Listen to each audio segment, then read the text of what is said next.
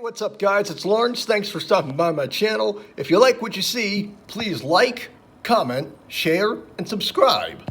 Thanks. Observing obscure observances, looking at the calendar for April 15th. Here we have Anime Day, and there's no description on that, but I will say that I have tried watching some anime, I really have, and I frankly can't follow it. I don't know what it is, but for some reason I can't seem to follow it. It's no disrespect to anybody who likes anime, I have never been able to fully follow it. All right, here we go. ASL Day, also known as American Sign Language Day. I did not know that. Observed annually on April 15th, and there's no information on that. But, yeah, American Sign Language. I mean, it's what Helen Keller used. She spells out the word doll in the movie, and she also spells out the word water. Everyone cries at that scene, the miracle worker. Jackie Robinson Day, observed annually on April 15th. The first baseball player to break the color barrier. I believe he was number 42. There's a movie about him called 42. I've heard really good things about it, and I read a book about him one time. It seemed like a very nice, nice fellow. Good at what he was, he's good at what he was good at. McDonald's Day, observed annually on April 15th. Okay, here's an interesting little bit of information. And folks, even I've seen the McDonald's arches. I remember seeing them. The big, that big gigantic golden M thing. Hey, I remember back in the day, years ago, when I was hanging out with my grandma and my sister years ago, we used to go to the Five and Dime, the 5 and 10 store. Maybe it was Sears, I think, one of those places. It was in White Plains, and we go on this escalator, and at the bottom of the escalator, McDonald's, right there. And I think some Walmarts have McDonald's is in them. I know that some of them do. As a matter of fact, someone had a really funny line on Comedy Central. I can't remember who it was, but it was but it was a funny line. He says, "If America is like Walmart, then Florida is like the McDonald's that's inside of it." Okay, all right, here we go. McDonald's Day takes place on the anniversary of the day in 1955 when Ray Kroc opened a McDonald's in Des Plaines, Illinois. This was the first restaurant of his franchise, but the 9th McDonald's restaurant overall. Kroc helped make McDonald's the most known fast food restaurant in the world, but the story doesn't start with him. Brothers Richard and Maurice McDonald opened a barbecue restaurant in 1940 in San Bernardino, California. In 1948, they changed up their restaurant and introduced the speedy service system. Instead of having waiters bring food to tables, the restaurant had self-service counters. They used an assembly line format in the kitchen. Prepared food was wrapped and placed under heat lamps. They also simplified their menu to include only hamburgers, cheeseburgers, French fries, potato chips, sodas, milkshakes, and apple pie. All of these changes helped make food preparation and service quick and efficient and kept their prices lower than competing diners. They sold their hamburgers for just 15 cents apiece. Wow.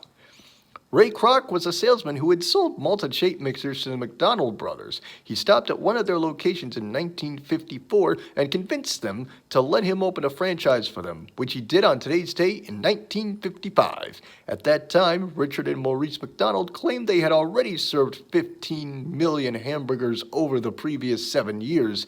In 1961, Kroc brought one... let's say 1961... Kroc bought out of the McDonald brothers for $2.7 million. By 1970, there were 1,000 McDonald's restaurants, and by 1988, there were 10,000. By 2017, there were more than 37,000.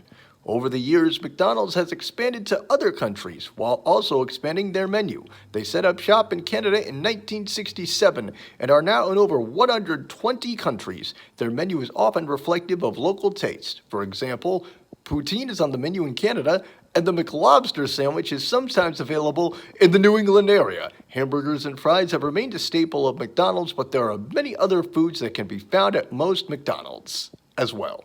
The Filet-O-Fish was created by a Cincinnati franchise owner in 1962 so that Catholic customers could have something to eat during Lent. The Big Mac was created by a Pittsburgh Big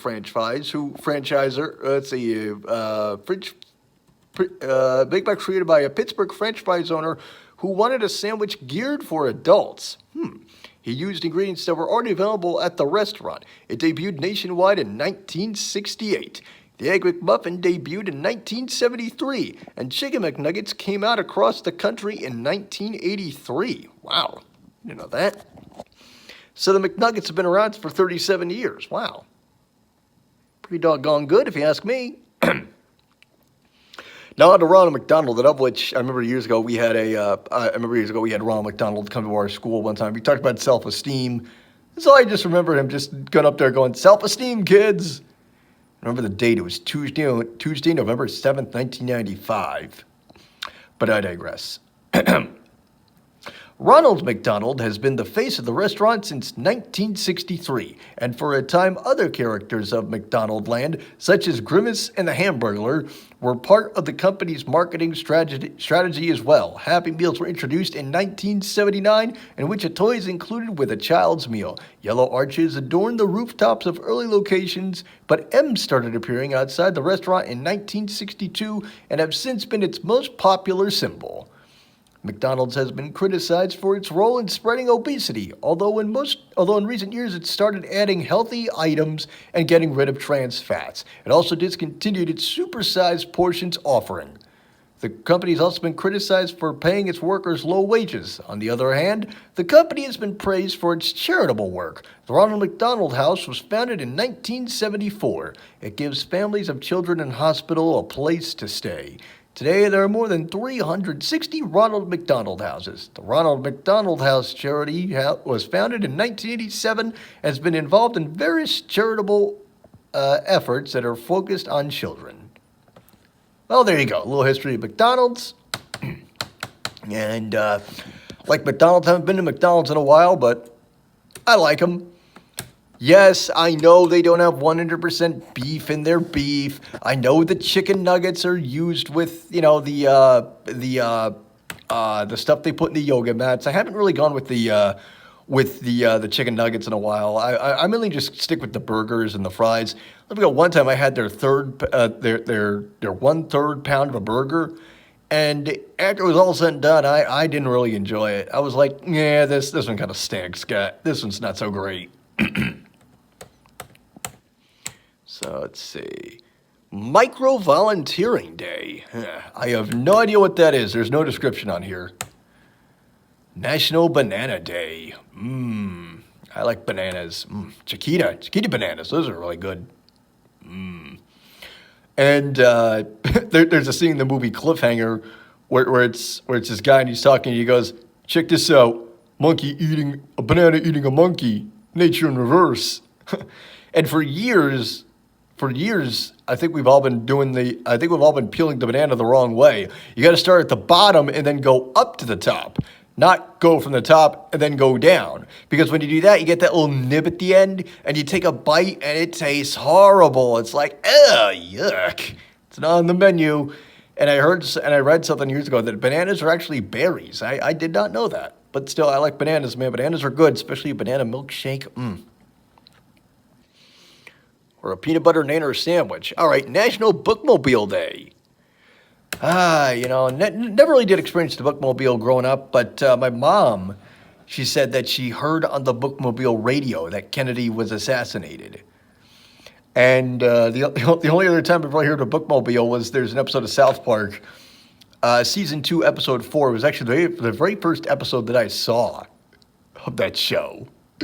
And I'd never seen a full episode.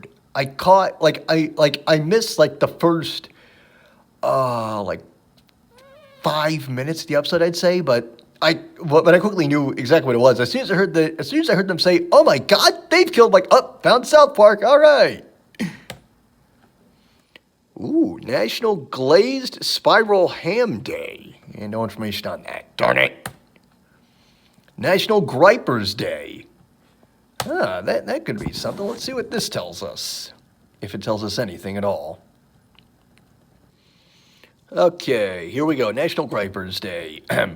National Gripers Day was created in 1984 by Jack Gilbert, a freelance writer from Columbus, Ohio, in an effort to greet the disgruntled, disappointed, and depressed a new audience. He thought the creation of the day would help encourage and bring back old-time personal communication and get people to feeling like people again and not afraid of high technology and computers and all that stuff.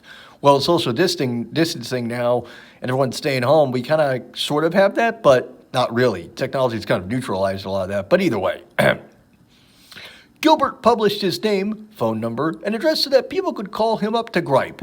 If I am right that it's becoming more and more difficult to have people listen to you, the whole idea of having people call is good, he said. During the first year, people called Gilbert to complain about topics such as consumer costs, space garbage, weather damage, unemployment, and chemicals in food. Well, so they were onto the whole GMO thing back in the 80s? All right. Gilbert also said that in the first year, some schools, taverns, and communities brought people together to create Gripers Corners, bulletin boards where complaints were aired. Gilbert got the inspiration for these after stopping at a speaker's corner in London, a spot where soapbox orators are listened to. There's also Gilbert's hope that small communities would designate the day and have people gathered together in their parks. Yeah, so there you go. Seems like everyone gripes about something nowadays. You, me, everyone else. We all gripe about something. We all... I don't know, man. So what else is on the list here? I did that. Oh, hold on. Let's see. Okay, National Laundry Day. Observed annually on April 15th. There's no information on that, but all I know is that when I do my laundry these days, I like to do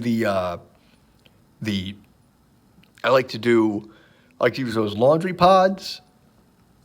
And then when it's over, when I got to put stuff in the dryer, I throw in one of those scented dryer sheets. National Rubber Eraser Day. No information on that. Ha! National That Sucks Day. I like the name already. National That Sucks Day. That sucks. All right. Okay. All right, let's see here. Where is this thing at? Oh, here it is. Okay. Bruce Novotny of the website That Sucks created National That Sucks Day after he noticed that April 15th has been an unfortunate day throughout history. It is the date of when President Lincoln died in 1865 after being shot the previous evening at Ford's Theater, and it is the day when the RMS Titanic sank in 1912 after hitting an iceberg the previous night. April 15th is also usually tax day, well, not because of social distancing / the coronavirus / COVID-19. As these things are all considered to suck, Bruce Novotny thought April 15th was an appropriate day to hold National That Sucks Day. Well, yeah, there you go.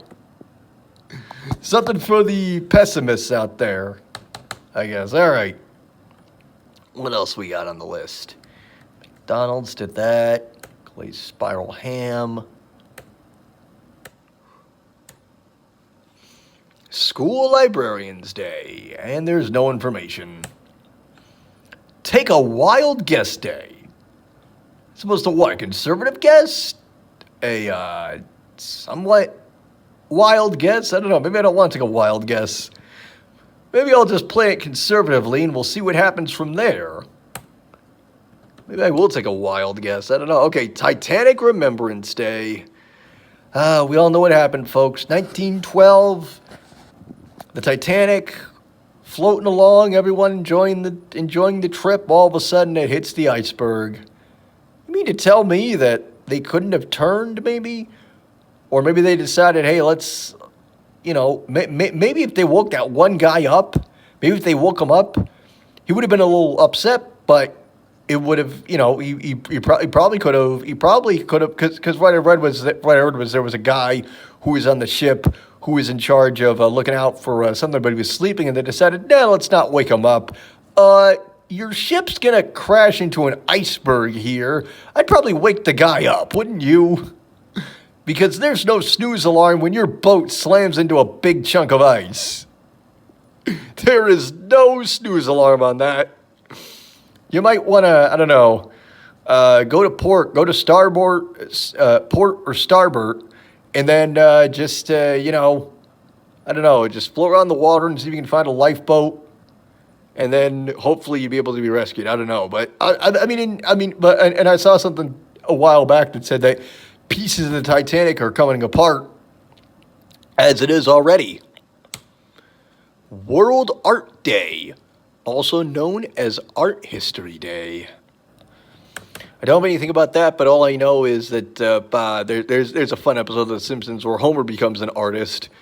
This, of course, was after he tried to make this barbecue pit, and it turned out like a real hunk of crap, and so he was really bummed. So he was real mad about it.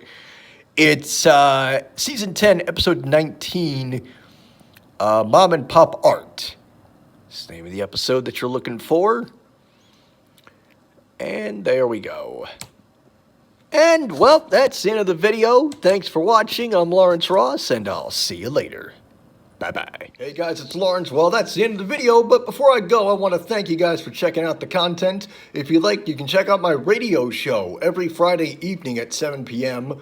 on RazRadioLive.com. That's R-A-S RadioLive.com, RadioChaos.net, and in this case, it's Chaos with a K, K-A-O-S, RadioChaos.net, or NoNameNetwork.net. It's called the LRWS, and check it out. We also have a store, teespring.com, T-E-E, spring.com, /stores/LRWS. And if you want, you can check out my Patreon page, patreon.com /LRoss1987. Thanks for watching.